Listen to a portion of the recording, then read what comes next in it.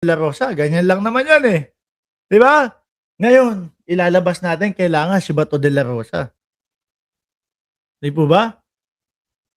Hmm, gumawa tayo ng eksena, gumawa ka ng eksena para mailabas natin 'to. Malaki utang na loob natin dito kay Bato de la Rosa, tignan mo yung mukha, oh, namumutla na.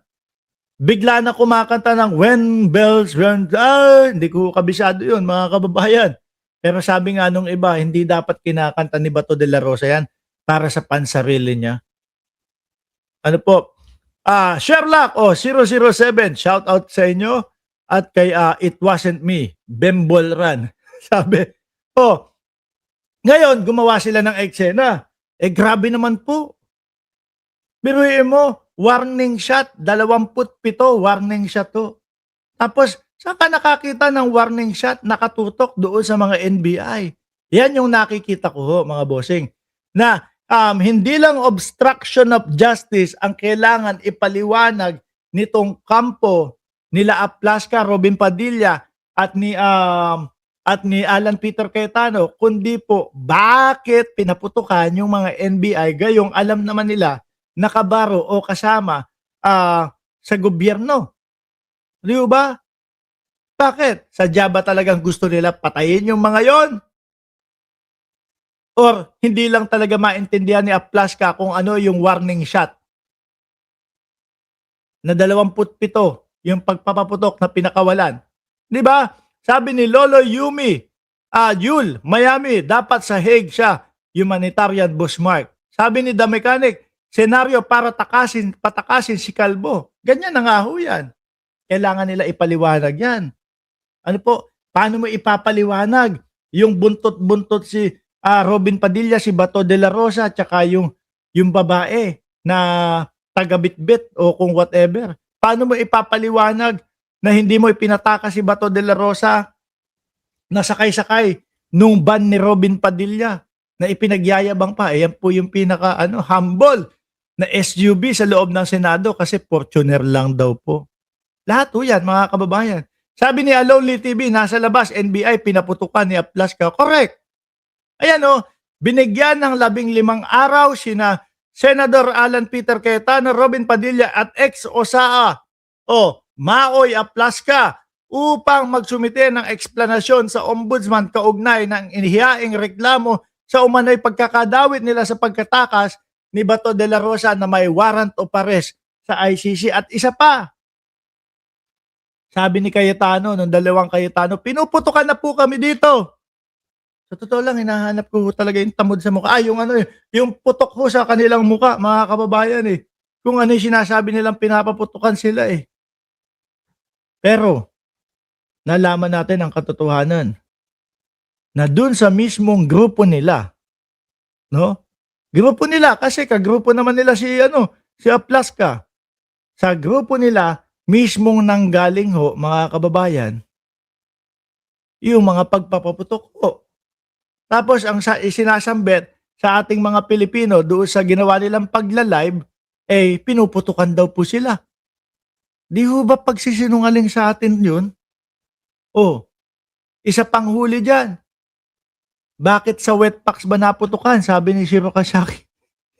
Ewan ko dyan sa mga putok-putok nila. Isa pa ho, mga kababayan. Magtataka ka, si Alan Peter Cayetano ang nagpapatay ng ilaw.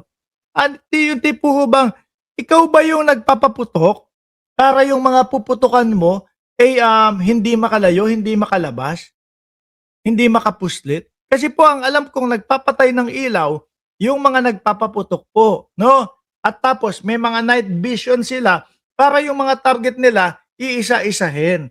Para pag pinatay yung ilaw, yung mga tao hindi makakaalis doon sa kanilang mga lugar, mahihirapan. At hindi makikita yung mga galaw, hindi makikita saan pupunta. Pagka may konting nakante, lalagapak na, tutunog na. Di ba?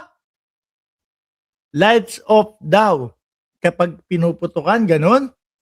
Ay, they are under attack nga ni. Sabi ni Jenny Ramos. Wala tayong nakita eh.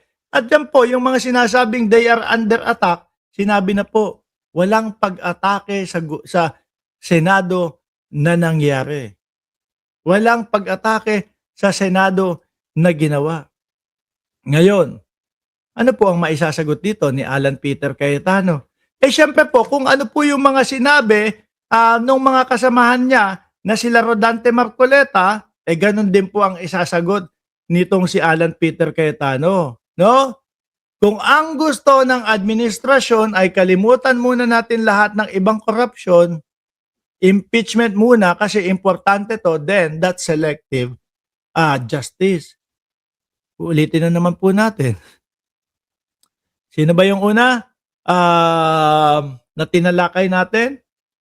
Si Mike Defensor. Kakalimutan daw ang korupsyon. No?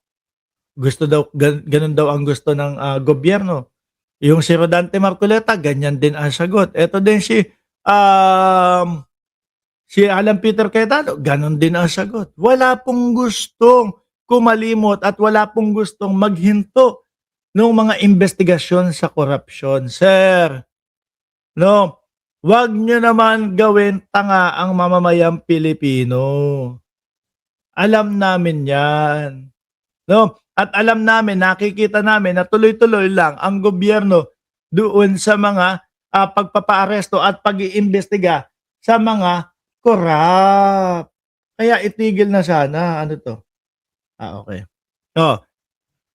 Yung mga ganitong mga banat nila Peter Cayetano, pangtatanga na nga lang ho talaga ito sa mga Pilipino. Akala nila sila lang yung dapat pakinggan at sila lang yung napapakinggan eh.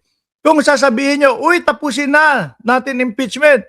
Wala muna ang Blue Ribbon Committee hearing, no? Sandali lang, mas malaking pag-uusapan natin amount eh.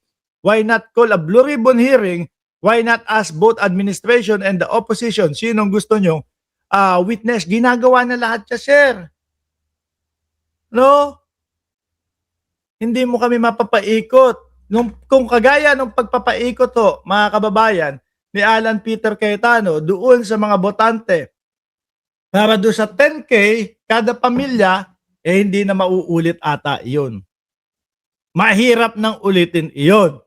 No? Kaya kapag kasakali, ginamit ho ulit ni Peter Cayetano, ito naman kasi si Alonly TV Petra, mga DDS lang ang mauuto. Pag inulit po ni Peter Cayetano, 10,000 kada pamilya, sasabihin na naman sa susunod na eleksyon, ay nako po. Baka baka murahin na siya ng mga Pilipino niya, no, mga kababayan. 'Di ba? Magalit na yung mga Pilipino sa kanya, mga bossing. Ngayon, dahil si Peter Cayetano nabanggit na din yung tungkol sa impeachment. O sige, rumekta, dumiretso, pumunta na tayo doon sa impeachment ng Vice Presidente. Biruin mo, eto, nung kinalkal at binuksan namin, yung mga balita, June 26, mga bossing, ngayong araw, Sara Duterte undisclosed guns to be taken up in a trial. Kasama din pala yan sa mga pag-uusapan. Di ba, Ann? Live po ba? Live tayo.